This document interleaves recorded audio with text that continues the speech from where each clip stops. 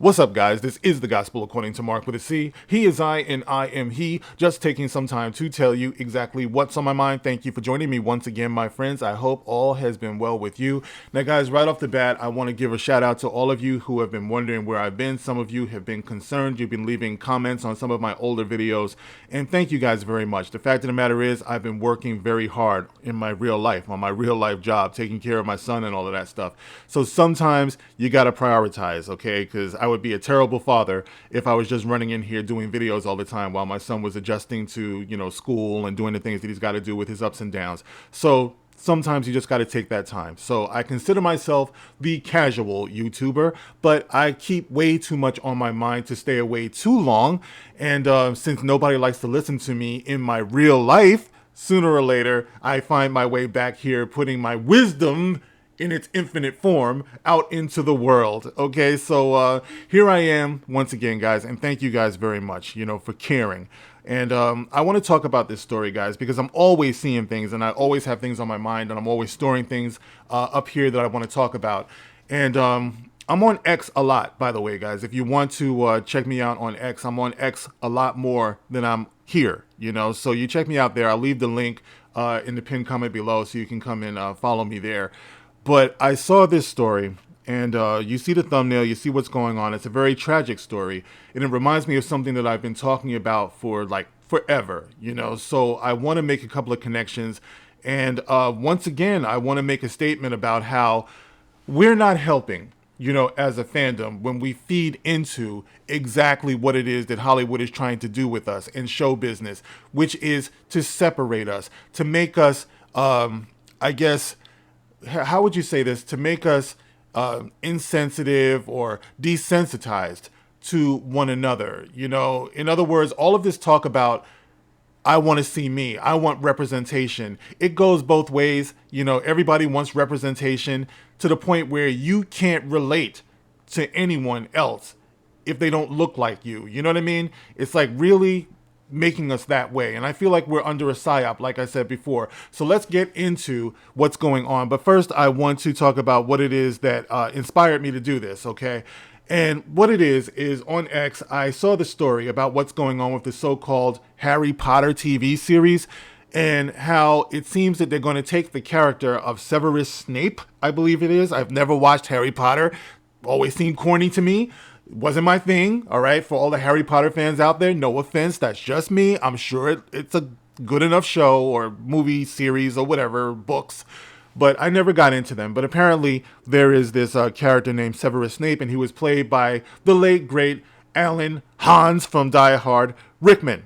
And yeah, he passed away. So he obviously is not going to be in the TV series, and they're recasting everybody. And the rumor, all right, rumor is that they're going to be possibly recasting the character of Severus Snape with a black actor by the name of Papa Isadou. I want to say Papa Isadou.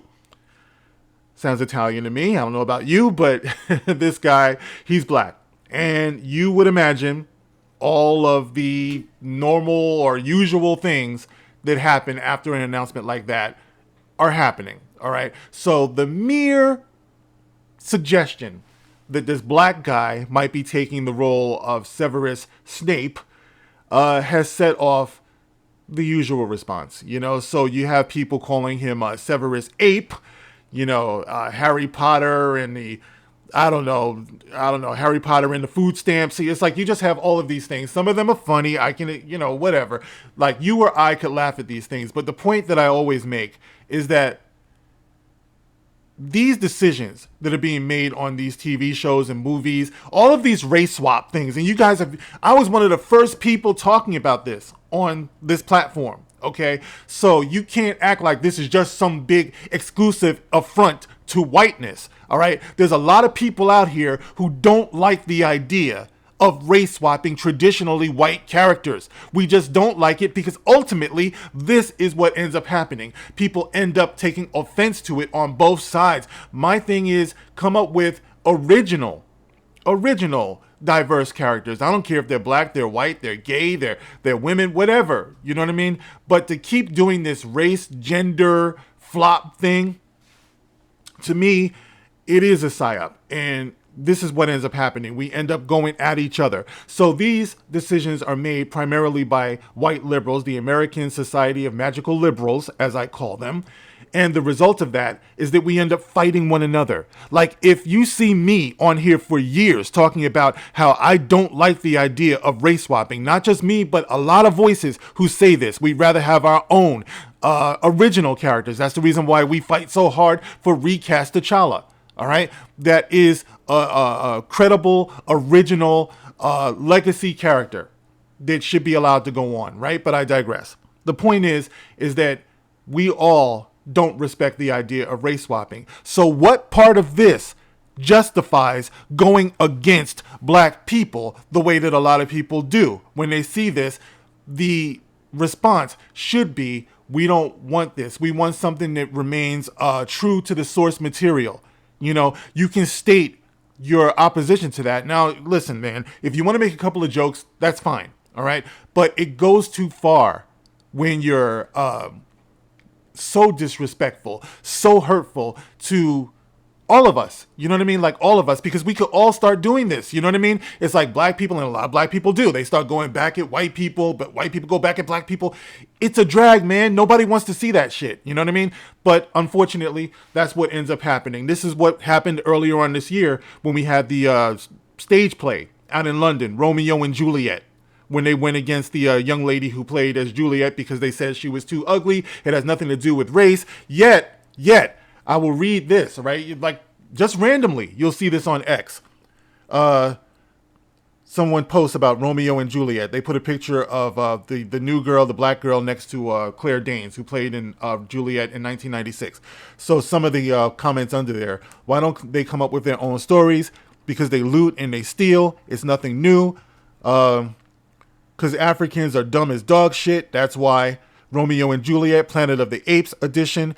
They keep going back to this apes thing. This ape thing is never going to leave people alone, man. It's always going to be there. They said Severus Snape is Severus Ape. You know what I mean? We was princesses and shit. Like, bro, okay. Even if it was funny fucking 20,000 times ago, it's not funny now. It's played out, and it's a completely bad response, right, to what's going on here today, right? It's not an appropriate response to the war that they're raging on all of us. You know, that's my point, right? Now, I want to tie this into the other story. Like I said, you see the thumbnail, you see what's going on here. And I want to talk about this, all right? I want to talk about a beautiful 12-year-old little girl, because what this does when we do this and we go back and forth and talk about how worthless black people are, and you can see it all up and down the timeline, right? Is that we're pulling people into this who they never did anything to anybody. You know, it's like, I know, you know, with a lot of our white brothers and sisters, you talk about you don't want to be punished for things that you didn't do, for things that like our ancestors did. You don't want to be punished for that. It's not fair. Well, it's not fair that these kids should be punished for something they didn't do. So you have this 12-year-old black girl who tried to take her own life because of low self-esteem issues, okay, and bullying, right? And I want to read this story to you guys. It's on Greenville News, right? Stick with me because it does tie into what I'm talking about here, okay? And the headline goes, lawsuit against GCS claims 12-year-olds attempted taking of her own life after bullying. What we know. Kalea Turner, a black student at Dr. Finney J. Fisher Middle School in Greenville County, attempted to take her own life in 2023 after bullies tormented her physically and verbally, according to a lawsuit filed by her parents. At the time of the attempt, Kalea was only 12 years old, but the bullying dates to when she was 11, according to the lawsuit. She's now suffering severe brain damage and is incapacitated, having to rely on a tracheotomy tube to breathe and a feeding tube. The same peers who bullied her due to her fragile state reportedly visited her in the ICU, where she is staying for treatment. They then took pictures of her while in a coma and posted them on social media, according to the lawsuit. I don't know how they got in there. Normally, they don't even let kids up into the hospital, but apparently they were able to get in there and took pictures of her. And put it all over social media, as if it wasn't bad enough that they bullied her into this position. Now they got to be further bullying her while she's in a coma. That's like the absolute fucking worst. It goes on to say, when did the bullying begin? The federal lawsuit claims the bullying began in August 2021 when peers called her names and said she looked like a man. Kalea's mother, Ty Turner, and remember, this is what they said about the young lady who starred in Romeo and Juliet too. Oh, she looks like a man, so that justifies everybody in the world telling her that she's ugly, even though she never said anything to anybody. She never made any press statements or anything like that, as far as I know, regarding her bullying. But because she's ugly, according to you, and you don't want her in this role, it justifies the unending bullying that you're doing with her online. So this little girl had to go through something similar. Kalea's mother believes that it may have started when her daughter started wearing her natural hair to school, with the bullying growing more worse from then onward. All right, guys, I want you to really focus on that. She was wearing her natural hair, okay? All right, now a lot of people, they like to criticize black women for wearing weave and different hair colors and things like that. This little girl was trying to be beautiful to herself. And you see the thumbnail, she's adorable. And, you know, to me, right? Like I said, I can't make anybody else find anybody else attractive, but there's nothing wrong with this little girl. She wanted to be her natural, beautiful self, and she got bullied for it. The bullying got worse. She says she looked like a man, and let me see, they called her Roach, Mustache Face were other names classmates used to refer to her. The suit states that the teacher joined in on the bullying instead of intervening to stop it. One student asked, "Where's the Roach?" And the teacher pointed to Kalea, according to the lawsuit. The teacher. Now, when Kalea's parents brought the incident up to the teacher and the school principal through email, they expressed that children tried to take their own lives. I'm trying not to say committed. They tried to take their own lives from this behavior in the past, according to the lawsuit. During a one-on-one meeting with the teacher, they also asked their daughter to be separated from the head bully. Although the principal acknowledged the parents' concerns, another incident soon followed. This time, the student retaliated for being told on, cussing out Kalea, and he was never disciplined for his actions. All right, so I'm not going to read the whole thing because the video is going to go long. But the point is, guys, we are not helping when we contribute to this overall atmosphere of blaming the so-called victims in this case. All right. The so-called victims, and I've talked about this before, when I talk about the black mask of failure, they know what they're doing when they keep putting black people in these roles. It's not helping anything, right? And I'm here to be a voice to say that black people, we're not asking for this. We're not asking to take these traditionally white roles. All right. Some of us go with it because I've talked about this before. You have the whys and you have the why nots. All right. So the people are asking why this is being done. Of course, you're going to have people on the other side say, well, why not? So they go along with anything. That, you know, you're always going to have that group of people who they'll be okay with anything, right? And they'll want to take offense to you taking offense. But the point is that this has never been what we're supposed to be about. It's certainly never been what I am about, you know, when I object to these types of things. I'm not here, like I said, make a couple of jokes or whatever, but I'm not here to relentlessly and brutally bully people who never fucked with me. It just doesn't work that way, guys. So we have these black kids who are in danger, you know, and I looked it up, man. Self-harm rates among black kids are far out of proportion for everybody else, especially in the last 10 years or so. And I asked myself, how can this be? How can it be when we are in the age of inclusion? We're in the age of equity.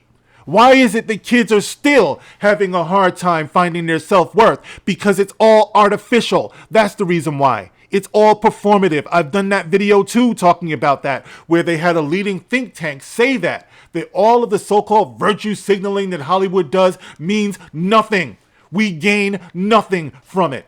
There has to be more of a dedication and commitment to doing this when it really matters. And the only way that it matters is by coming up with original characters. We have to normalize natural beauty for these young black girls so they stop putting on ridiculous wigs and stuff like that. Because, I mean, look, if you want to wear a wig, fine. All right. But you shouldn't have to run to hide under a wig. Otherwise, you're going to get bullied into self-harm. That's the part that's unacceptable. That's what we're talking about here. And there are so many young kids who are going through like the most awkward time of their lives, who don't have the direction that they should have. And as parents, it's the worst nightmare when you find out that you might have overlooked something that led to your child doing something like this. Now, this child is incapacitated. Now, she's practically a vegetable. She is robbed of her life at 12 years old because she just wanted to be her natural self, and we're feeding into it. We're helping this. We're not helping. We're not helping to make things better. We're helping to make things worse, and we can't see it. Okay, these kids believe you. Black people are full of shit. Okay, they believe you. Black people are apes. Black people are ugly. Okay, they believe you. And this is the reason why these innocent, beautiful children are killing each other now. And we can't see how we're not helping this situation. The only thing we're helping is evil. The only thing we're helping are the bad guys. And if we continue to do this and go back and forth, well, you're going to get what you want. We're heading for a race war. We're heading for a race war. Get the fuck out of here. There won't be any race war. The only thing there's going to be is a massacre. We've learned nothing from history. Nothing. We need to stop buying into this. All right? So, I just wanted to have my say about this. It's been a long time. I guess you guys are probably like, damn, you can go away again. Get the fuck out of here, Mark. Nobody needs to hear all this downer shit. You know what I mean? But, bro, I'm not like the others. All right? I'm not just on here to cry about, oh, they did it again. Oh, it's another blackface. Oh. Keep paying me. Give me, rain down super chats. Let's do another live stream. Here's another blackface. No, I'm not like that. That's the reason why you don't see me pop up on these streams anymore like I used to. We're not the same. Our message is not compatible.